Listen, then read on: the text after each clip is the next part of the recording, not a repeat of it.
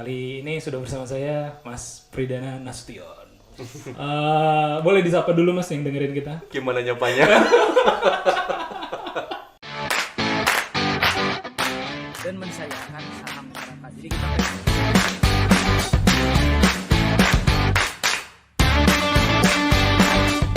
Beda sama Jakarta, kalau orang Bandung tuh listrik. Investasiin buat sekolah anak. golf itu something new gitu. Kupu-kupu mungkin Ayahku tuh satpam gitu kan.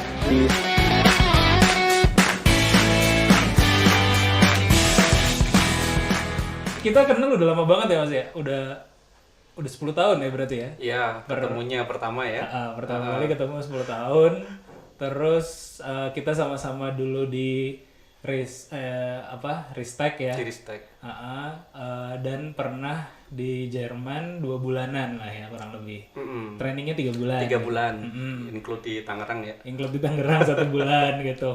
Main apa tuh namanya? Paintball. Paintball.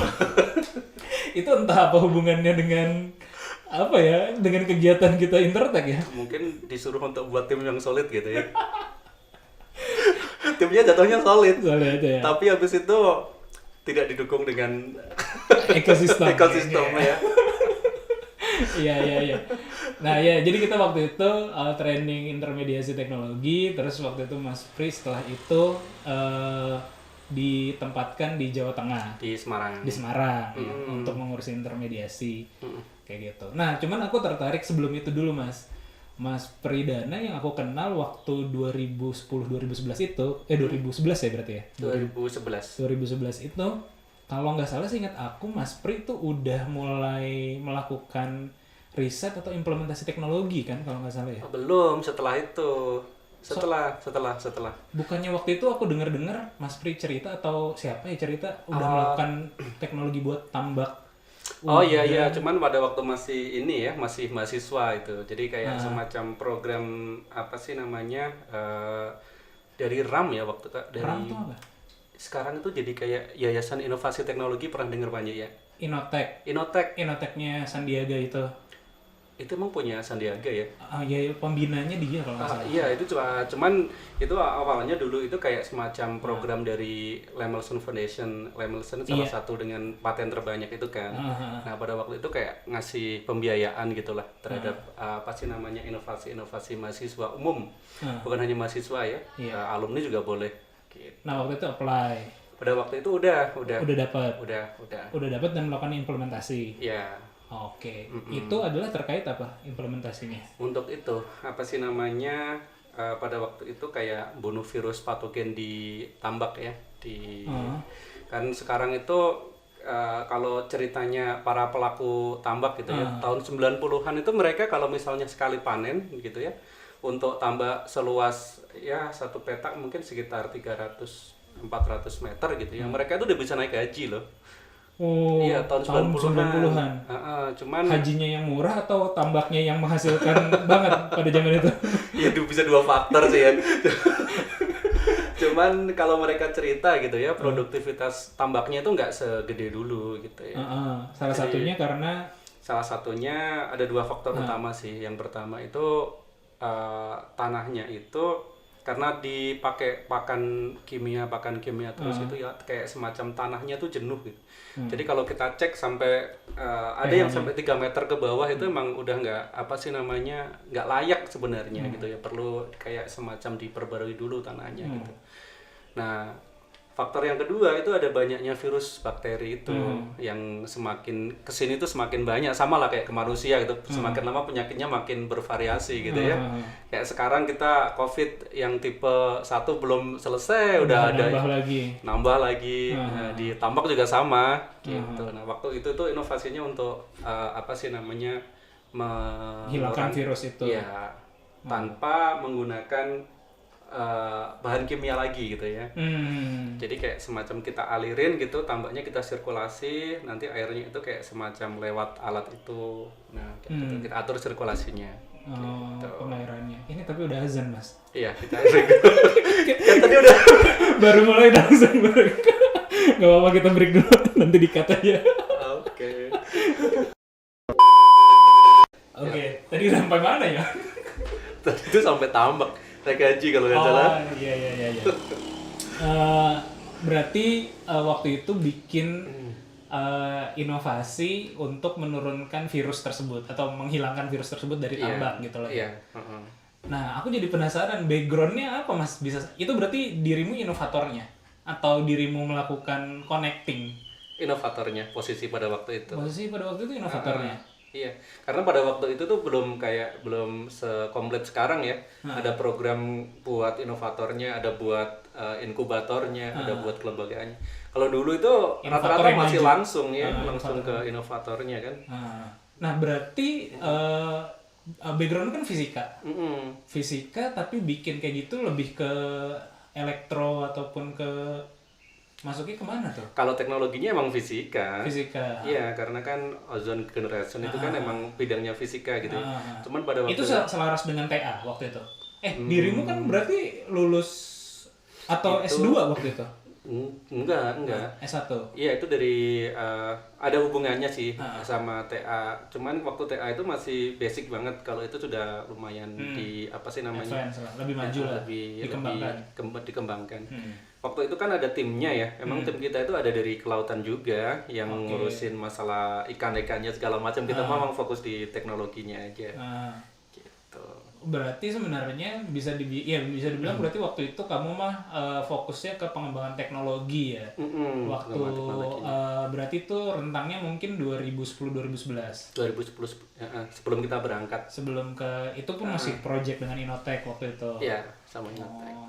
Karena aku ingat itu karena kayaknya pas lagi kita ngumpul-ngumpul, satu kamu cerita tentang itu sama kayaknya teman-teman dari Ristek udah pada kenal gitu. Ristek ya. Atau Dimas ya spesifiknya. Kalau Dimas belum pernah ketemu sih. Baru ketemu di situ ya? Ristek juga belum pernah ketemu sebenarnya. Oh, soalnya kayak aku lihat, kayaknya Mas Pri sebelumnya udah ada project mungkin nih dengan Ristek karena kayak lebih nyambung gitu ngomongnya waktu itu kalau nggak salah ingat aku ya. Belum kenal sama sekali sih. Belum kenal sama sekali. Sama- Berarti memang baru ketemu di situ. Iya, baru ketemu di situ. Sama BIC sama orang-orang Ristek juga itu pertama kali itu. Nah, berarti kan waktu itu inovator. Terus ketika kita ngikut program Kemenristek, kita kan memposisikan atau kita ditugaskan dan diajarkan tidak sebagai inovatornya, Iya. tapi sebagai dalam tanda kutip middleman-nya lah. Gitu. Iya. Menurutmu emang dibutuhkan yang kayak gitu? Iya, karena pola pikir antara inovator sama pola pikir pasar itu beda jauh gitu ya. Dan emang perlu ada jembatan gitu ya. Kalau orang-orang riset mah mereka pasti ngomongnya dari sisi teknologi ini mengenai terkait misalnya efektivitas segala macam gitu kan. Orang market beda lagi pola pemikirannya gitu ya. Jadi emang harus ada yang khusus memanage itu supaya jadi dipasarkan sih. Nah, waktu itu kamu berarti ngerubah mindset dong. Karena sebelumnya kan berangkat dari pembuat teknologinya gitu. Terus apakah jadi malah kesini kan justru tidak terlalu banyak tidak jadi inovator lagi, ya nggak sih? Iya benar. apakah gitu ya? Apakah memang satu akhirnya kamu ternyata lebih cenderung ke sebagai connecting the dots-nya gitu, atau memang lebih menguntungkan jadi middleman-nya daripada pembuat teknologinya? Gimana tuh? Sebenarnya ya kalau dari sisi soft skill segala macam emang masih cocok di inovatornya sebenarnya skill setnya melihat diri gitu ya. Iya, kalau aku melihat diriku gitu ya. Cuman kalau kita lihat di lapangan gitu ya, terutama pengguna teknologi yang level UMKM ke bawah lah ya gitu ya, itu emang harus ada yang menjadi di jembatan gapnya gitu. Jadi sekarang berusaha mencari itu dulu gitu ya. Karena udah punya background di sisi teknologinya sudah. Market walaupun pernah lah ya kita di marketnya langsung pernah gitu ya. Cuman berbasis pengalaman, kenalan-kenalan, rekan-rekan partner gitu ya. Emang jatuhnya sekarang berusaha untuk membantu aja sih, menjembatani gitu. Mindset apa tuh yang berubah Mas? Maksudnya kalau dulu pernah jadi pembuat teknologi dan memasarkan lalu menjadi middleman-nya ya atau intermediatornya, ada perubahan mindset kah waktu itu? Iya, jelas ya dari sisi desain produk sama utilitas produk terutama gitu ya. Jadi kita nggak fokus ke detail spesifikasi alat melulu yang kita pikirkan gitu ya, tapi menangkap dari pasarnya dulu. Kalau dulu kan aku berpikirnya dari inovasinya dulu nih, dari yang kita punya, ini yang akan kita kembangkan gitu ya. Sekarang jadi dibalik, ini butuhnya apa gitu kan. Nah itu kan jatuhnya teknologi yang kita gunakan itu kan nggak ketambak larinya pada waktu itu gitu ya. Setelah kita pulang dari Jerman pada waktu itu kan setelah program Intertek selesai itu kan teman kita nyebar tuh. Nah ada yang di pabrik gula si Dewi tuh. Nah akhirnya kan alat itu lebih banyak dipakai di sana gitu ya. Dan prinsip dan teknologi yang sama, dengan prinsip teknologi yang sama dengan yang dipakai di tambak tapi dipakai di pabrik gula. Karena memang lebih visible di pabrik gula gitu ya. Karena kalau di tambak dengan kapasitas segitu gitu ya, tambak kan airnya sekian banyak gitu ya, sekian banyak dan flow-nya itu lebih, kita untuk ngatur flow-nya supaya lebih teratur itu lumayan, effort-nya lumayan gede sih. Beda lagi kalau di pabrik gula, sama bentuknya sama-sama cairan kan di situ. Tapi kan mereka flow-nya udah jelas ya. Jadi dari satu tempat ke tempat lain gitu ya. Itu ngalir gitu kan. Nah, kalau ditambah gimana ngalurnya? Itu kan lumayan. Effort. Kalau misalnya kita tarik satu titik gitu nanti konsentrasinya belum tentu merata gitu kan. Nah, tapi kalau yang skema di pabrik gula itu kan udah jelas alurnya, kita tinggal di titik tertentu saja pasang. Boleh dijelasin sedikit Mas, maksudnya yang ozonisasi ini kayak gimana sih sebenarnya? Sederhana aja ya. Karena aku background fisika tapi kayaknya udah lupa. Ini kita sama-sama orang fisika. Jatuh. Ya, tapi takutnya pendengarnya jadi bingung gitu nanti ya. Makanya yang umum aja. Ya. Jadi intinya gini ya, kita bisa membunuh virus itu dengan berbagai cara. Gitu ya. Kalau menggunakan ozon itu prinsipnya adalah kita merusak sel jaringan mereka kan ringkih tuh sebenarnya. Nah, ozon itu kan O3 ya berarti maksudnya ya. Kalau yang kita hirup ini kan O2 tuh. Nah, ketika kita pecah O2 gitu ya, itu kan mereka jadinya atom O itu kan nggak stabil ya. Pasti mereka akan nyari pasangan gitu. Dia nggak tahan jomblo sih. Jadi dia cari pasangan gitu ya. Nah, ketika kita pecah jadi atom, ketika dia gabung lagi itu kemungkinannya bisa jadi O2, bisa jadi O3 gitu ya. Sedikit sih presentasinya ozon tuh kecil sekali, kurang dari 1%. Cuman kurang dari 1% pun cukup sebenarnya gitu ya. Nah, ini dia cukup reaktif, jadi dia akan merusak dinding sel virus bakteri. Gitu. Oh gitu. Dan itu dialirkan ke kalau ditambak dialirkan di tambaknya sehingga tanahnya atau lumpurnya di situ kita harapkan kena semua gitu semua kan. Gitu. Nah, kalau di pabrik gula dikenakannya ke di itu. Jadi tebu itu kan diperes ya. Oke. Nah, peresan tebu itu yang kita tembak pakai ozon. Gitu. Tapi itu tidak mengganggu si hasil tebunya sendiri. Berdasarkan uji lab pada waktu itu enggak sih.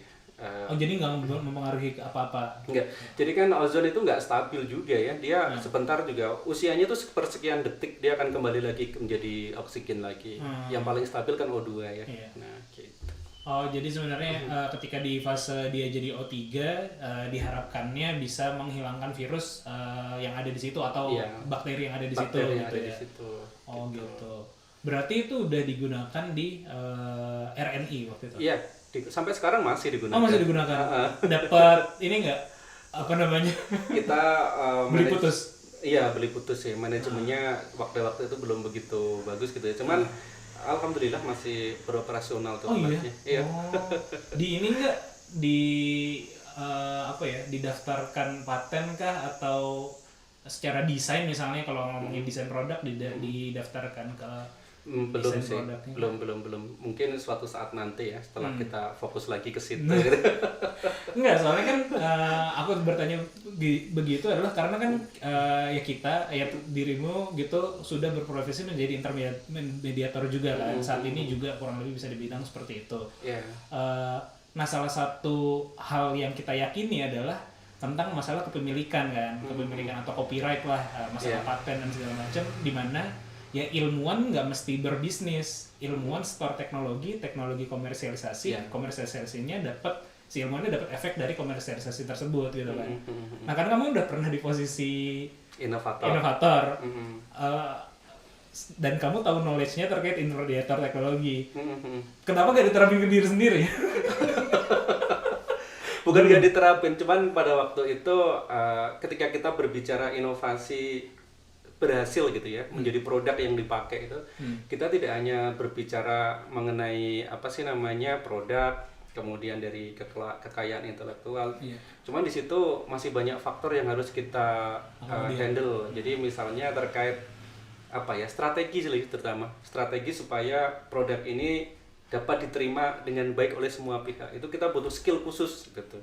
Nah itu sih, jadi nanti kalau kita mulai bergerak lagi ke situ, kita akan bergerak dari situnya dulu, jadi supaya produk ini itu dapat diterima oleh semua pihak tanpa menimbulkan konflik gitu ya. Jadi kita ya karena di beberapa ya aku juga sempat menemukan itu sih. Dulu aku juga iseng-iseng, bukan iseng-iseng ya efek dari Intertech juga. Waktu itu kita sempat aku sempat bantuin beberapa implementasi solar mikrohidro sebenarnya. Ya sebenarnya common sih, cuman kan secara desain produk kita harusnya bisa ambil sesuatu lah dari situ. Bisa kita daftarkan kayak atau apa kayak gitu. Cuman ya memang kalau di aku kendalanya adalah bukan repot ngurusnya, tapi dealingnya nantinya. Misalnya gue harus bayar fee terus kayak atau bagaimana kayak gitu. Terus juga ya kebanyakan yang mudah ya beli putus aja sih, ada nilai tendernya sekian untuk implementasi di mana kita kerjakan, jadi hanya project gitu sifatnya. Dirimu juga menemukan itu pas lagi waktu implementasi di iya, tapi bukan itu.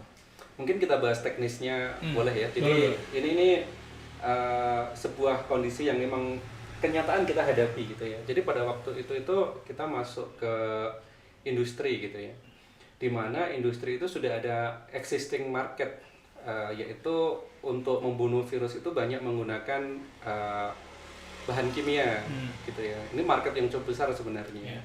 Nah ketika kita pertama masuk, alat ozonizer ini kan keunggulannya banyak sebenarnya. Jadinya nggak perlu beli bahan terus kan, jatuhnya cuman kita kalau bisa dibilang ya cuman bayar listrik aja sama biaya maintenance aja kan setiap tahunnya. Jadi pengurangan biayanya lumayan besar. Cuman ketika kita masuk ke segmen itu gitu ya, jadi seolah-olah itu tanggapan pasar itu tuh kayak kita tuh bakal langsung mengganti produk itu. Nah, ketika kita sudah mau langsung mengganti, wah itu berat gitu kan. Harusnya kita masuknya dari sisi pelengkap dulu. Ya, jadi tidak membunuh existing market. Apalagi kondisi existing marketnya itu adalah perusahaan yang sudah sustainable itu butuh cara tersendiri gitu. Kita sebagai bener-bener rintisan gitu ya, pasti akan banyak dihajar dari sana sini. Tapi alhamdulillah masih digunakan ya sekarang. Masih digunakan, bahkan kemarin tuh ya. Sekarang kan kita aku pribadi itu udah kerja gitu ya, posisinya ya. Itu salah satu pabrik itu masih sering nelpon untuk minta maintenance alat itu. Berarti itu udah bertahan lama juga ya? 4 tahun ada ya? Tahun berapa ya? Aku lupa ya, tahun 2017, 2018 mungkin gitu. 2017, 2018 ya? 3-4 tahun ya berarti ya? Oh iya, awet juga ya? Sebenarnya mungkin udah banyak yang harus diperbaiki sih, pasti gitu ya. Cuman transfer teknologi untuk perbaikan itu belum sampai ke sana juga. Takutnya alatnya tetap digunakan, cuman komponen kuncinya udah nggak berfungsi kan juga nggak maksimal juga. Takutnya seperti itu gitu. Karena pada waktu itu alatnya yang penting kan bisa digunakan dulu gitu ya. Jadi detail untuk kontrol bagian ini masih berfungsi, bagian ini masih berfungsi, itu belum detail kita jelaskan caranya. Tapi masih ada teman-teman yang bantuin maintenance kayak gitu-gitu. Pada waktu itu kan kita berberapa ya timnya itu? Berlima gitu ya. Sekarang itu udah posisinya udah bubar semua. Termasuk Mas Eko ya waktu itu di situ ya? Iya, ada Mas Eko. Ya, Mas Eko ya. Mas Eko bagian manajemen ini ya, untuk pemasarannya ya. Yang ngerjain itu udah ada yang ke Telkom, ada yang ke Toyota. Oh iya, makanya beberapa bulan yang lalu kita sempat ngomongin ozonizer tapi untuk COVID ya, untuk pembersih namanya tangan atau itu enak banget sebenarnya. Iya. Ya nanti itu off the record. Ini boleh di-cut ya? Oke. Nah, ya itu menarik banget sih Mas. Maksudnya berarti dirimu pernah jadi ya dan sebenarnya secara muyul kecenderungan lah ya lebih ke situ ya sebenarnya. Iya, kalau misalnya menilai diri sendiri. Menilai diri sendiri. Dan aku ingat kamu kan juga bikin lembaga pendidikan ya sebenarnya. Iya. Itu berarti memang secara naluri lebih berat ke pengajaran dan riset gitu. Iya, betul. Kalau natural ininya ya, natural instingnya ya. Tapi ini kan dunia yang berbeda banget ya. Ini buat yang belum tahu, Mas Pri sekarang kan sebagai konsultan UMKM bisa dibilang. Iya, konsultan pengembangan UMKM. Konsultan pengembangan UMKM di Bank Indonesia, Di Bank Provinsi Indonesia. Jawa Barat. Ya. Nah, berarti kan skill yang lebih banyak dipakai ya ibaratnya tadi ya, skill soft skill yang kita peroleh dari pelatihan waktu itu, ya, intermediasi, membantu UMKM, assisting yang kayak gitu-gitu kan. Iya. Jadi pada waktu dari Jerman dulu itu kan kita idealisnya itu kan kita menghubungkan antara penghasil teknologi sama user. Iya. Usernya kan kalau kita kembali ke Indonesia rata-rata kan UMKM kan. Betul. Nah, jadi pada waktu ditempatkan di Semarang pada waktu itu tuh ditempatkan di beberapa UMKM, gitu ya. Nah, salah satunya kopi itu, kopi di Temanggung. Iya. Akhirnya lebih banyak nempel ke UMKM-nya. Jadi 3 tahun berproses itu ya. Jadi background teknologi dan UMKM jatuhnya ya 3 tahun itu banyak belajar mengenai dinamika UMKM sih. Spesifiknya Gitu. kopi terutamanya. Spesifiknya Pertanian. kopi sih. Iya, kopi dan pertanian pada umumnya. Dan aku ingat kamu kan sempat ke Jerman lagi untuk belajar lagi ya Sistem inovasi. sistem inovasi. Sebulan atau Iya, sebulan. sebulan itu lebih didalamin lagi berarti apa udah spesifik ke kopi karena kan aku ingat juga ada project-project dengan GIZ ya kalau nggak salah. Iya, iya. Kalau di sistem inovasi itu kita bergerak di sama sebenarnya hampir sama kayak Intertech gitu ya. Cuman lebih banyak difokus peran masing-masing lembaga. Gitu. Jadi kalau pada waktu yang awal Intertech itu kan kita ngomong dari skill personal.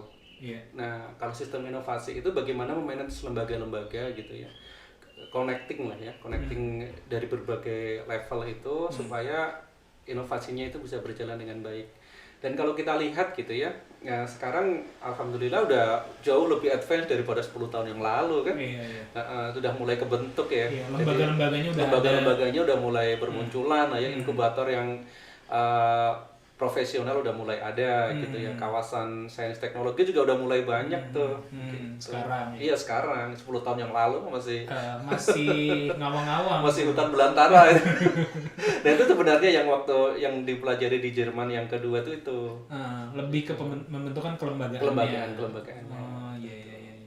Nah, ya tadi aku tuh mundur ke situ karena pengen nanya berarti kan skillnya lebih banyak di situ yang dipakai kan dibanding dengan tadi ya.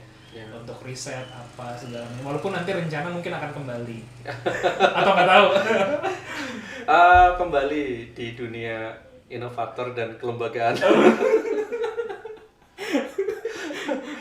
Nggak ke hulu banget. Kalau sekarang kan di hulu banget ya posisi. Di hilir banget posisi. Ya. Sekarang kan di UMKM banget gitu. Nanti next move-nya mungkin di hulu sama di kelembagaan. Oke, aku pengen nanya tentang yang di aktivitas di BI sedikit ya Mas. Dirimu kan tadi ya konsultan UMKM untuk Bank Indonesia Provinsi Jawa Barat. Mungkin pertanyaan pertama aku adalah BI ngurusin kayak gitu juga. Iya ya. Kan kita ngomongin BI itu bank sentral. Berarti kan betul. sifatnya makro kan, ibaratnya kalau bayangan aku ya. Nah, kok keperintilan-perintilan UMKM, pengembangan inovasi sana membantu UMKM agar berkembang, jadi concernnya BI juga gitu. Iya, itu pertanyaan yang selalu aku temui sih sebenarnya. Bahkan dari UMKM-nya sendiri. Iya benar. Iya, jadi secara umum ya kalau kita ngomong itu kan kebijakan untuk ekonomi nasional itu ada 2 ya. Satu kebijakan moneter, satu kebijakan fiskal. Ya kan. Nah, selama ini biasanya BI itu hanya fokus di kebijakan moneternya, fiskalnya di handle ke pemerintah. Iya. Nah, beberapa bank sentral memang sekarang ngambil posisi mix strategi gitu ya. Bank sentral di dunia nih. Iya, Oke. jadi sedikit masuk ke arah apa sih namanya fiskalnya. Dalam hal ini untuk pengembangan UMKM. Jadi kan tugas bank sentral itu kan sebenarnya untuk menjaga stabilitas rupiah kan ya. Stabilitas rupiah itu kan banyak sekali faktor yang berpengaruh tuh. Nah, faktor yang berpengaruh itu salah satunya itu kan uang masuk dan keluar kan. Uang masuk dan keluar itu bisa kita dapatkan dengan uang masuk terutama ya ke Indonesia itu dengan cara ekspor produk gitu kan. Nah, ekspor produk ini bisa dilakukan kalau kita mempunyai misalnya kayak UMKM yang potensial gitu. Oh, jadi ngambilnya ke belakang banget ya, Iya, bahwa betul. harus mendukung salah satu cara menjaga mata uang adalah dengan meningkatkan ekspor. Eksplisitnya seperti itu. Iya. Nah, salah satu strateginya adalah Nguatin UMKM-nya. UMKM agar bisa ekspor. Bisa ekspor. Gitu. Gitu. Nah, kalau di Jabar apa tuh kira-kira potensi ekspornya atau sudah yang sudah ekspor dan bisa Jawa Barat tuh kopi lumayan ya sebenarnya ya. Walaupun jalur distribusinya tuh banyak yang nggak direct gitu ya. Ada beberapa yang direct gitu, langsung maksudnya dari Jawa Barat langsung ekspor. Cuman banyak transitnya. Jadi perusahaan-perusahaan kopi itu kan yang besar rata-rata ya dari Medan, kemudian Lampung, Surabaya. Rata-rata itu hubnya. Jadi kopinya kita tuh banyak lari ke sana dulu. Ke Lampung dulu. Ke Lampung dulu, ke Surabaya dulu, ke Medan dulu, baru nanti diekspor oleh mereka. Gitu. Kalau di mata dunia memang kopi Java Preanger ya berarti ya, kalau salah satunya ya, atau Iya. ada yang lain lagi ya? Java Preanger yang dapat sertifikasi indikasi geografis ya, walaupun kalau udah kita ngomong market gitu, Origin lah bisa udah ada label originnya gitu ya berarti. sebenarnya mereka nggak peduli dengan itu ya, yang penting mereka dapat lokasi dari mana gitu ya, kemudian varietas kopinya apa, ketinggian berapa, data-data itu yang mereka butuhkan. Itu udah di mata dunia udah bagus. Untuk market tertentu, ya. Kalau kita ngomong mass product, gitu ya. Kalau kita ngomong mass product, harus kita akui bahwa kopi Arabica kita ya, karena Jawa Barat rata-rata menghasilkan Arabica, itu kalah sama negara-negara Amerika Latin, Brazil, Kolombia, gitu ya, atau Afrika. Mereka sistem pertaniannya sudah skala komersil besar gitu ya. Jatuhnya tuh harganya jauh lebih rendah dibanding kita. Tapi ya itu kita masuknya tuh di niche market gitu ya. Jadi kalau kita cek kopi-kopi Jawa Barat itu ada di distributor negara-negara Eropa gitu ya, Java, Coffee, West Java gitu ada gitu. Cuman ya itu nggak Belum gede lah. belum gede gitu. Kalau di kita permasalahannya apa sih Mas kalau di petaninya ya atau di UMKM-nya tadi itu ya? Permasalahan terbesarnya apa sih? Harga yang mahal itu sebenarnya bisa kita lihat dua sisi sih, itu masalah apa enggak gitu ya. Aku nggak terkait dengan harganya tadi Oh, dijual mahal. bukan masalah harga Bukan ya. masalah harga, tapi memang Oke. secara keseluruhan kenapa harga mahal kan salah satunya karena produksinya rendah, gitu kan bisa jadi. Atau ya aku nggak tahu, ya mungkin dirimu yang Jadi bisa ekspor. kalau kita ngomong harga kopi ya, ngomong harga kopi, di satu sisi harga kita mahal ya, hampir 2 kali lipat loh pasar dunia harga kopi Arabica Jawa Barat tuh terutama. Berapa sih harganya? Kalau kita rupiahkan ya, kalau kita rupiahkan tuh di pasaran dunia tuh ordernya 50 sampai 60 ribu per kilo green bean. Green bean belum di roasting Green itu bean ya. Cuman kopi Jawa Barat itu green bean-nya aja tuh yang skala paling jelek gitu ya. Itu rata-rata 80 ribu. Yang Skala yang kurang bagus. Iya kurang bagus, yang level bagus lagi tuh bisa 120 ribu, bisa kayak gitu tuh. Bervariasi lah ya harga masing-masing petani. Nah, kalau kita lihat dari sisi ekspor, mungkin ini kurang menguntungkan ya. Tapi kalau bagi aku pribadi sih selama produknya itu habis terjual, bagi petani ya nggak masalah kan gitu. Iya. Nggak harus ekspor kan. Benar. Ya nggak harus ekspor, tapi tadi balik lagi ke masalah BI. Iya. BI tujuannya. Kalau kita kembali ke terkadang sisinya sebelah mana dulu gitu ya. Atau memang oke, aku nanyanya gini dulu deh. Petani lokal ya atau UMKM ya kita ngomongnya, berapa persen dari produk mereka yang keluar, berapa persen yang untuk dalam negeri? Petani lokal ya. Nah, Jawa Barat deh spesifiknya. Jawa Barat. Yang Jadi di handle. yang ke ekspor direct itu sedikit, masih di bawah 5% bahkan ya. Oh iya. Iya, yang direct loh ya. Kecuali karena itu tadi, jadi banyak yang Ya, kalau- transit dulu. Kalau transit kan hitungannya dibeli lokal lah Iya, ibaratnya ya. kita nggak bisa nge-track itu kemana larinya ya. Iya, Cuman iya. kita anggap aja itu lokal ya. Iya, iya. Nah itu jadinya kalau yang direct itu kurang dari 5%. Oh, berarti memang ya pembelian paling banyak ya oleh lokal sendiri gitu. Iya, lokal sendiri. Iya, berarti dirimu melihat itu tidak terlalu jadi masalah lah, asal petaninya mah happy, yang penting Iya, dagangan yang laku, penting dagangan laku. jual harga mahal pun laku kayak gitu. Terus apa masalahnya? Apa yang kamu bantu UMKM ini? Itu kan dari salah satu komoditas ya. Ah. Padahal di BI itu kan komoditasnya banyak tuh. Kalau tadi kita ngomong masalah stabilitas harga Kopi. Ya. rupiah lah ya. Rupiah, Itu oke. kita ngambil contohnya lewat banyakin ekspor. Ah. Gitu. Cuman di satu sisi tugas Bank Indonesia juga menjaga harga itu tidak terlalu fluktuatif. Oke. Harga komoditas, terutama komoditas inti ya, sembako lah ya. Sembako. Jadi misalnya kayak beras, kayak gitu-gitu, daging sapi, nah itu. Jadi beras katakanlah, jangan sampai harganya terlalu fluktuatif gitu kan. Nah, supaya harganya nggak fluktuatif, maka BI langsung terjun ke situ.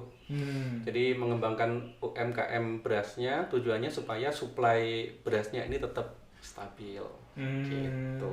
Berarti dengan misalnya pelatihan apa ya, tata cara pengolahan yang lebih baik atau tanamnya yang kayak gitu-gitu. Jadi mulai dari pelatihan, misalnya pelatihan organik gitu ya. Kemudian dari sisi kelembagaan juga ada, permasaran juga ada, bantuan sarana prasarana juga ada. Tapi yang perlu dicatat di sini tanpa ini ya mengecilkan fungsi dari lembaga dinas instansi yang terkait ya. Sebenarnya BI itu tetap akan selalu mendukung sih program-programnya apa sih namanya dinas instansi. Justru biasanya kita masuknya itu selalu dari dinas dulu. Biasanya punya program ini di mana gitu. Selalu koordinasi. Oh, jadi apa include ke program mereka gitu. Iya, kolaborasi lah. Dibanding bikin sendiri gitu. Ya, walaupun beberapa kita ada kajian sendiri ya. Jadi kajian melibatkan universitas. Jadi konsep ABGC yang dulu kita pelajarin tuh banyak diimplementasikan di BI jatuhnya. Antara akademik, Iya. bisnis, government gitu. Iya benar. Jadi kita banyak riset sama IPB, sama Unpad tuh sering tuh. Jadi misalnya potensi nih, potensi kita pengen mengembangkan padi, misalnya katakanlah di Kabupaten Subang gitu misalnya. Maka kita minta universitas untuk melakukan riset dulu, kira-kira yang potensial di mana. Nah nanti universitasnya itu akan kerjasama dengan dinas instansi terkait. Iya sih. Kayaknya sih memang mudah terjadi atau BI sebagai enabler bisa karena sumber duit sih sebenarnya. Jadi kalau mau melakukan kolaborasi kan harus ada yang bohirnya lah ibaratnya kan. Ya BI kan tidak mungkin kekurangan uang ya nggak sih? Ya bener juga tuh. Iya, maksudnya kayaknya sih ya salah satu enabler yang paling mudah kan itu kan kapitalnya ya. Mungkin dengan cara kayak gitu. Berarti itu BI masuk ke ranah-ranah kayak gitu ya. Dan kalau di spesifik di Jawa Barat yang paling banyak dibantu UMKM tadi ya, pertanian, kopi, bahan pokok gitu-gitu. Mungkin kalau kita bagi per komoditas ya, kategori Yang pertama itu adalah komoditas yang kalau bahasa kita sebutnya adalah volatile food. Jadi harga komoditas yang sangat fluktuatif, cabai itu kan. Iya kadang-kadang harganya kalau beli di gorengan sekarang udah dikasihnya dikit. Kalau musim-musim lebaran puasa gitu. Iya loh, ngerasa nggak? Iya kerasa. Iya kerasa. Kadang-kadang diganti saus juga pernah. Dikasih cabenya dikit sih, cengeknya dikit. Serius pernah Serius ya? diganti saus. Oh iya, buset. Iya, jadi kadang-kadang cabai itu tahu-tahu 120.000 gitu ya. Nah itu Daging juga. Daging sapi. Walaupun daging sapi cenderung lebih stabil lah ya dibanding, tapi termasuk salah satu komoditas Volatile. Volatile itu dalam artian harganya sangat berfluktuatif. Itu komoditas yang pertama. Komoditas yang kedua itu potensi ekspor. Oke. Dan tadi kayak kita ambil contoh kopi. Gitu ya. Sekarang yang lagi ngehit porang tuh di mana-mana porang. Porang tuh apa? Porang itu kayak umbi-umbian gitu. Jadi tuh banyak diekspor ke negara-negara Kayak ubi gitu berarti. umbi. Iya, maksudnya umbi-umbian kan tanaman yang Iya. dari Cuman dia agak gede sih umbinya. singkong, kayak singkong. Kalau singkong kan panjang gitu ya, itu dia cenderung lebih Bulet. gitu. Dan tanamannya itu kalau singkong kan tanaman keras gitu ya, itu mah lebih ke arah apa ya? Kayak tanaman kayak talas kayak gitu-gitulah. Bentuknya tuh hampir kayak gitu. Produknya apa? Makanan yang terbuat dari porang apa? Nah, apa itu dimakan dia. gitu-gitu aja? Kita masih agak sedih nih sebenarnya ya. Apa? Salah satu hard reality yang harus kita hadapi. Jadi itu kita masih ekspornya dalam bentuk bahan baku. Nanti di sana Korea Jepang. Oh, yang banyak ngambil kok dari Korea Jepang. Itu digunakan sebagai bahan buat kayak mie kayak gitu-gitu atau kosmetik juga bisa. Gitu. Oh, bisa gitu ya. Ya, itu lagi ngehit. Aku juga agak khawatir nih sebenarnya. Sekarang kan harganya lagi bagus gitu ya. Bagus dalam artian menguntungkan buat petaninya gitu ya. Cuman ketika sekarang kayaknya dampaknya masif banget tuh, Ji. Kemana-mana gitu yang hampir didiskusiin porang gitu. Ketika jumlahnya jadi banyak kan harganya bakal Iya. Iya kan? Turun ya. Iya, bakal turun. Itu kan serapan pasarnya rata-rata masih ekspor kan. Nah, Karena lokal belum ada ya tadi ya. lokal belum kebentuk. Ini Aku atau malah baru tahu.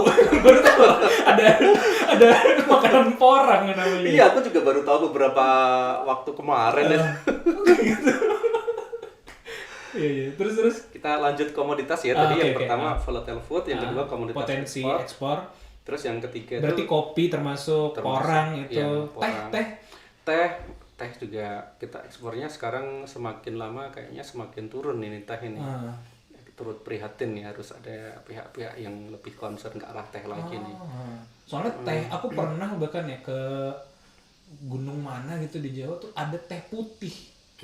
Aku baru tahu. White tea, iya emang ada. Aku tadinya tahu green tea, black tea gitu. Pas ngeliat di Jawa Barat gitu ada white tea gitu. Oh, Iya, emang ada. ini di kita emang nggak di lokal, buat ke Belanda mereka bilang. Oh, ada ya white tea. Berarti Iya, aku kemarin nemu waktu kemana ya, ke Garut kalau nggak salah ya. White tea ada kayak ada UMKM yang produksi teh skala kecil gitu dikasih white tea.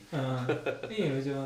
Berarti itu juga ya potensi ekspor. Iya, Terus potensi yang ekspor. berikutnya? Yang ketiga itu ini yang lagi ngehit nih program ekonomi syariah ini. Oh, iya. Jadi produk-produk yang ini lebih ke arah pelakunya sih sebenarnya. Kalau produknya mah sebenarnya kan Apapun. hampir sama lah ya, pakaian yang produksi mah kan boleh siapa aja gitu ya. Cuman ini lebih personalnya atau lembaganya yang buat. Nah, itu basisnya syariah. Berbasis syariah dalam konteks apa BI? Maksudnya berarti memang concern aja ke situ. Kalau tadi kan yang potensi ekspor karena memang bisa meningkatkan fiskal. Kalau kestabilan harga yang volatile itu ya untuk memang ada salah satu fungsinya untuk kestabilan harga. Kalau ke yang syariah itu sebenarnya karena sekarang pasar potensi syariah itu kan lagi gede ya, makanya dia segmented ke arah sana. Tuh, jadi banyak misal nih beberapa pesantren gitu ya, itu mereka punya unit usaha yang memproduksi produk-produk tertentu. Nah, itu larinya ke situ, pendampingan ke pelaku usahanya. usaha yang concern ke syariah gitu ya. Iya. Oh, aku pikir ada kaitannya sama apa ya? Misalnya ke mereka akan memfasilitasi sistem yang lebih syariah gitu, misalnya perbankannya didorong juga. Iya, perbankan syariah ya. Jadi itu nanti koneksinya ke situ tuh, perbankan syariah. Kayak gitu. Oh, iya. Terus gimana Mas aktivitas itu berarti udah 2 tahun ya? Aku Lebih ya? lebih. Oh, udah lebih. Hampir 4 tahun ini. Oh iya. Udah hampir 4 tahun ya di Iya, hampir 4 tahun. Oh. Iya ya, aku kok kepikiran 2 tahun ya. Baru kemarin datang di Bandung kayaknya ya. Kayak baru. Nah, apa hal yang menarik yang dirimu temukan yang tadinya nggak kamu engah akhirnya kamu tahu setelah terjun di sini? Gitu. Porang. Aku baru tahu loh. Terus kan barusan baru tahu gitu.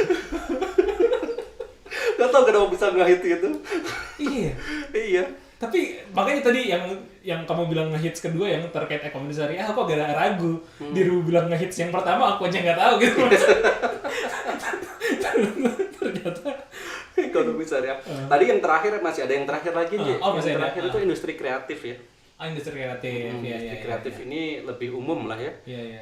Fashion, kuliner, Iya, iya. kerajinan, nah kayak gitu. Iya, iya. Itu juga dikembangkan sama kita. Jadi itu sekarang buat pameran-pameran khusus ya untuk apa sih namanya? Untuk ajang ekonomi kreatif gitu. Biasanya kita kalau dulu kan cuma di pusat tuh Di Jakarta. Jakarta, BI Pusat yang menyelenggarakan karya kreatif Indonesia namanya. Di situ produk-produk kreatif dari seluruh Indonesia dikumpulin gitu ya. Yang nanti bisa belanja di situ. Sekarang buat kayak tahun 2019 waktu itu kita pernah ketemu di KKJ gitu ya. Iya. Kayaknya makin lama makin besar itu kegiatannya. Dan makin di regional ya. Makin banyak lembaga yang terlibat gitu ya. Jadi banyak pihak yang mendukung gitu ya. Kalau dulu 2019 pertama ya, 2019 itu masih kayak BI sama Dekranasda Jawa Barat. Ya, perbankan ada sih, cuman perannya nggak begitu besar gitu ya. Cuman ketika 2020 itu kan online full ya. Covid pada waktu itu ya. Iya. Masih. Masih. Sekarang masih. Masih ya Ya, sekarang. masih Covid. Berasa udah bebas ya. Terus 2021 kemarin tuh ada lagi pameran offline-nya. Itu banyak banget lembaga, jadi kayak kementerian tuh juga kontribusinya. Kementerian tapi kontribusi ke regional, ke Iya. Kalau BI Jabar berarti skupnya skup Jawa Barat kan? Jawa Barat. Cuman kita tetap berkolaborasi dengan kementerian, kemudian pemerintah daerah Jawa Barat juga semakin banyak dinas instansi yang terkait. Dekranasda kabupaten semuanya ikut kemarin. Kalau waktu 2019 itu kan cuma provinsi tuh. Sekarang kemarin tuh Kota semuanya kabupaten ikut. Iya. Mereka masing-masing naruh booth atau naruh naruh. UMKM-nya mereka gitu. Iya. Oh, gitu. Ya, nah di situ tuh udah komplit lah ya, karena udah levelnya masing-masing kabupaten gitu ya, otomatis mereka itu udah seleksinya oleh mereka gitu ya, oleh yang punya daerah yang tahu potensinya, jadi cenderung lebih komplit gitu. Ini udah terjadi? Udah. Oh, udah Kemarin bulan apa ya, aku lupa. Sebelum puasa berarti ya? Iya, sebelum puasa. Oh, aku miss berarti. Oh iya, kita nggak ngobrol lagi. Iya.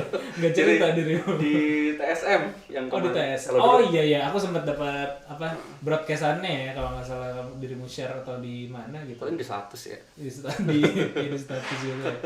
Oh gitu. Berarti kalau yang ekonomi kreatif sih wajar banget ya. Karena kalau aku lihat kan kenapa ekonomi kreatif ini naik ya. Dasarnya itu kan karena tidak apa ya. Karena waktu dulu kalau nggak salah aku pernah baca asal muasalnya ada riset dari Eropa gitu ya. Kalau lagi ada krisis moneter atau krisis apa segala macam gitu. Segala macam yang industri terdampak, terutama industri yang mengandalkan resource kan, yang ada sumber dayanya gitu, sumber daya mineral kayak atau sumber daya fisik lah kayak gitu. Sedangkan industri kreatif itu tetap bisa bertahan karena resource utamanya adalah kreativitas gitu kan. Misalnya kalau kita ngomong ya salah satu industri kreatif adalah seni gitu atau performing gitu kan. Performing kan tidak menggunakan sumber daya apa-apa, atau kayak TV atau internet gitu kan, itu kan out of thin air aja gitu loh, nggak ada apa-apa ya tiba-tiba ya jaringan tiba-tiba jadi sebuah industri sendiri gitu kan, dan itu tidak mudah terganggu kalau ada krisis kayak gitu sih kalau aku lihat. Jadi itu kayaknya pas banget sih, kecuali yang tadi ya yang syariah itu aku masih belum ketemu konektivitasnya, kecuali selain dari potensi marketnya gede ya. Iya, karena sekarang lebih banyak orang yang teredukasi ya, jadi terutama yang muslim ya, pentingnya apa sih namanya perbankan syariah gitu ya. Ya sumber-sumber syariah ya. Sepertinya itu yang ditangkap apa sih potensinya gitu ya. Jadi kalau tadi kembali lagi ya, kalau ekonomi syariah itu kan lebih dilihat ke pelakunya sebenarnya. Kalau produknya mah umum kan ya. Nah, jadi nanti pelaku umum ini diharapkan mereka tuh bisa terkoneksi dengan lembaga keuangan yang benar-benar syariah. Oke. Itu ujungnya ke sana. Oke. Berarti yang dilakukan di divisimu itu adalah tadi ya, membuat pelatihan, pameran, terus apakah kan kalau di beberapa dinas aku lihat kalau di Jawa Barat atau di kementerian Ada yang bukan ekspor sih, exhibition tapi di luar negeri. Wah, itu sering banget kita. Oh, itu sering juga Iya, gitu? sering banget. UMKM Jawa Barat? Iya, Jawa Barat. Jadi sebelum COVID ya, Australia itu hampir ada program Sister City sama ini ya, Jawa Barat ya. Itu hampir tiap tahun ke sana. Jepang juga. London Coffee Day itu apa sih namanya? Udah inilah ya, langganan lah ya. Ikut ke London Coffee Day. Kemudian World of Coffee di Berlin 2019. Kita order stand gitu ya. Waktu itu penuh standnya. Itu produk kopi Jabar. Iya, tapi akhirnya kita waktu itu tetap bisa kerjasama sama ini orang Jerman gitu ya, relasiku yang ngurusin kopi gitu ya. Akhirnya tetap bisa ikut ke sana walaupun cuma produknya ya jatuhnya karena udah penuh standnya. Tapi kita selalu berusaha untuk tetap ikut itu apa sih namanya pameran-pameran luar negeri. Di Aljazair juga pernah. Berarti sebenarnya kalau UMKM gimana Mas caranya biar bisa dapat pembinaan dari BI? Nah, BI scouting atau UMKM ada pendaftaran? Jadi rekrutmennya ada 3 ya mungkin. Yang pertama itu based on riset yang tadi kita ngobrol riset sama IPB sama Unpad gitu ya. Nah itu mereka yang akan spotting kelompok-kelompoknya nih. Kayak kopi itu riset pertamanya oleh IPB itu. Jadi yang riset pertama IPB, kemudian yang pendampingan itu oleh Unpad. Jadi yang merekomendasikan 19 klaster kopi itu semuanya dari Unpad. Klaster kopi itu maksudnya kelompok tani? Jadi klaster itu di wilayah gitu ya, di situ ada kayak bisa kelompok tani, bisa koperasi, bisa gabungan kelompok tani, macam-macam lah. Jadi hasil riset dari IPB, terus pendampingan dari Unpad, sekaligus mereka pemetaan mana aja gitu. Itu 19-nya kita ambil semua tuh. Buset. Se-Jawa Barat ya. Nah, mekanisme yang kedua untuk industri kreatif itu ada namanya WUBI, Wirausaha Bank Indonesia. Aku pernah dengar itu. Itu 2 tahun sekali biasanya. Semoga ke depan lebih sering dilaksanakan ya. Berarti itu apply? Iya, bentuknya kompetisi. Jadi kompetisi. per tahun tuh yang diambil tuh sekitar 20. Cuman setiap dibuka pendaftaran tuh yang daftar ribuan. belum sampai 1000 sih. Cuman ya itu terakhir itu kemarin kalau nggak salah ya di angka 800 sekian gitu ya. 800 ngambil 20 ya? 20 capek ya, juga evaluasinya. Nggak, yang nanti yang evaluasi itu kita pakai ini biasanya lembaga. Yang pertama itu kita pakai pelatih Indonesia itu pernah dengar nggak ya, dari Jogja. Terus yang kedua itu pakai punyanya Mas Jaya. Iya, lembaga-lembaga begitu. Lembaga-lembaga gitu yang bantu kita untuk seleksi 800. Jadi 20 gitu ya. Itu sebenarnya aku mau tanya gini, sebelum masuk yang tiga ya. BI itu kan baru BI Jabar ya. Apakah regional BI lainnya, kantor wilayah ya berarti? Kantor wilayah lainnya juga melakukan hal yang sama? Hampir sama. Gitu. Jadi ini berlaku di Indonesia hampir sama ya kayak gitu. Menarik. Jadi sebenarnya BI ini juga ya apa ya? Kontribusi ke situnya juga cukup besar ya, banyak ya. Cukup gede. Anggarannya juga gede. Kan tadi siapa aja udah komen. Oke. Terus Neng, enggak, karena yang dengerin kan bukan cuma di Jawa Barat gitu maksudku. Siapa tahu dari tempat lain. Iya, sama. Template-nya sama kayak gitu. Oke, yang berikutnya? Yang ketiga itu kalau misalnya ini kita sebut sebagai kemitraan ya. Itu kalau misalnya ada sebuah produk yang benar-benar unik dari daerah itu gitu ya. Nah, itu biasanya atas inisiatif BI bisa aja langsung di-handle. Gitu. Gimana tuh mekanismenya? Jadi kita ambil contoh ya, dulu di Garut itu ada tenun. Kalau ibu-ibu tahu tuh pasti itu tenun sutra yang agak digunting-gunting dikit gitu yang bulu itu ya. Itu UMKM-nya cukup potensial dan itu emang khas Garut banget gitu kan ya. Ya sudah akhirnya kita rekrut untuk jadi UMKM Mitra gitu. Nah, tipsnya gimana? Ini sebenarnya potensi yang paling dari 3 skema tadi kayaknya ini potensi yang bisa dimanfaatin oleh semua orang gitu ya. Gimana caranya? Coba aja bikin proposal atau company profile gitu ya. Kirim aja ke kantor perwakilan Bank Indonesia yang terdekat gitu ya. Oh, yang kayak gitu pun open ya? Open, jadi kali aja ya, kita kan nggak tahu ya. Kali aja, oh menarik nih produknya gitu ya. Bisa langsung jadi mitra. Ditujukannya berarti ke kantor regional atau kantor perwakilan, spesifiknya ke divisi atau apa? Fungsi pengembangan UMKM. Oke, berarti fungsi pengembangan UMKM, ya? Divisi fungsi pengembangan UMKM. Gitu ya. Oh gitu. Ya. Kalau pembinaan, pelatihan, exhibition, pendampingan, kalau permodalan ada juga nggak dari BI? Kalau permodalan nggak. Oh enggak ya. Soalnya kalau aku lihat kan kalau UMKM atau UMKM bank lain gitu ya, bank apa ya istilahnya? Kalau ini kan bank sentral, kalau bank lain atau apa? Bank komersil. Oh, bank komersil. Bank komersil itu kan salah satu fungsinya, atau BUMN deh ya, kalau kita ngomongin BUMN kan dia ada fungsi PKBL ya, program kemitraan bina lingkungan. Program kemitraan kalau bina lingkungan yang kayak tadi lah, pelatihan dan segala macam. Kalau kemitraan kan lebih kayak kredit yang kayak gitu-gitu juga kan. Ada juga yang hibah bergulir juga ada. Hibah bergulir ya. Kalau BI enggak di situ ya. Enggak. Berarti pure untuk kalaupun permodalan mungkin connecting ya dengan bank ya. Connecting betul. Ya. Jadi kalau misalnya ada program BI itu biasanya bank-bank komersial itu kan otomatis dilibatkan ya. Jadi kalau misalnya karena BI nggak ada fungsi itu ya sebenarnya. Nggak ada fungsi itu. Kredit ya nggak ada fungsi. Cuma bisa menabung gitu ya. Iya betul. Nggak butuh ya. Nggak butuh duit ya. Nggak butuh muterin duit sebenarnya. Iya kan? Iya benar. Kalau bank komersial kan butuh muterin duit satu buat ya memang bisnisnya seperti itu gitu loh. Kalau BI kan apa bisnisnya? Nyetak duit ya. Itu berarti banknya bank ya? Iya, banknya bank. Iya, banknya bank. Ini aku sebenarnya agak-agak ini nih terkait bank sentral.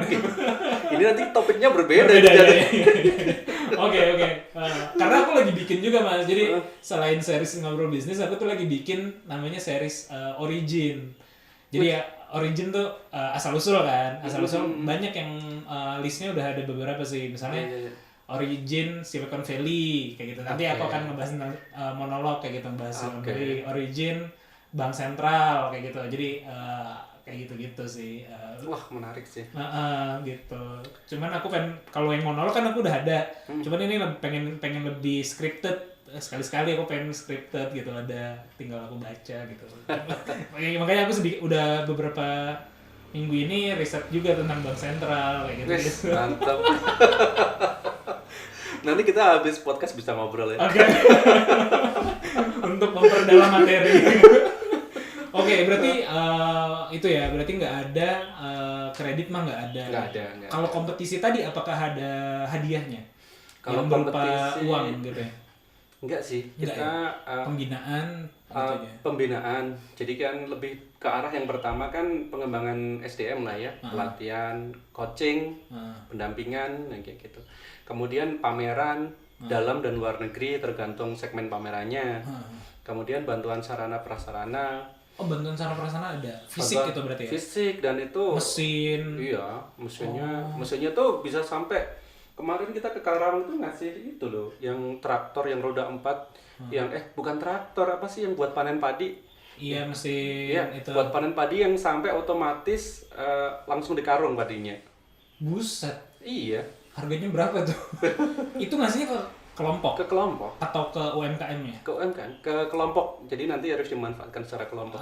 Bukan spesifik ke satu orang aja kan? Satu unit aja kan? Tapi ke kelompok tani tersebut. Jadi ini untuk yang program yang pertama sama yang kedua ya. Jadi yang volatile food sama komunitas ekspor itu kita bisa ngasih sarana prasarana gitu ya.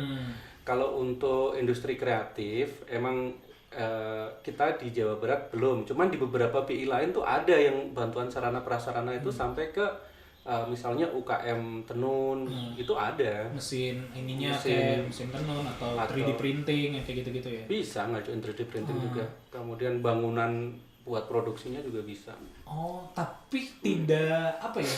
Berarti tadi sifatnya pengajuan ya, bukan kayak ada apa ya, kan kalau pada umumnya kalau kita lihat stylenya government kebanyakan kan dibuka programnya, ada yang masuk.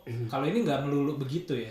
Nah, coba aja dulu ya. Sebenarnya kalau di BI itu lebih programnya tuh jangka panjang ya, jadi lebih kita programnya rata-rata untuk pengembangan satu UMKM, misalnya komoditas kopi gitulah ya. Untuk di satu klaster katakanlah itu rata-rata 3 sampai 5 tahun. 3 sampai 5 tahun, jadi udah punya roadmap-nya tuh, tahun pertama kira-kira yang dikasih apa, tahun kedua apa, tahun ketiga apa. Jadi kita udah punya program tuh, udah benar-benar.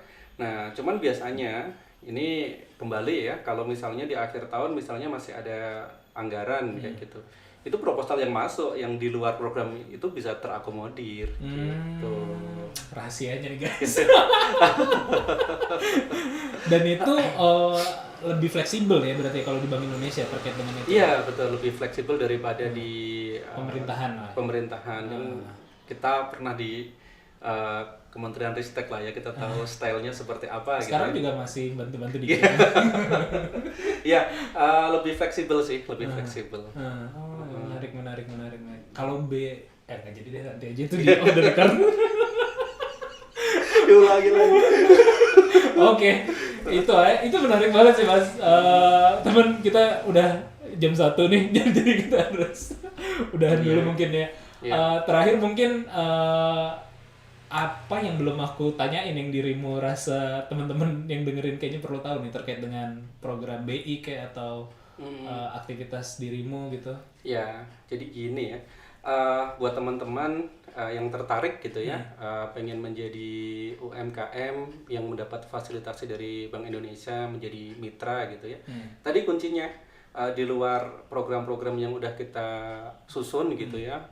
Yang pertama tadi kan seleksinya lewat riset, yang kedua lewat rekrutmen, yang ketiga ada potensi yang ketiga untuk menjadi mitra. Ini bentuknya open, bener-bener open gitu ya.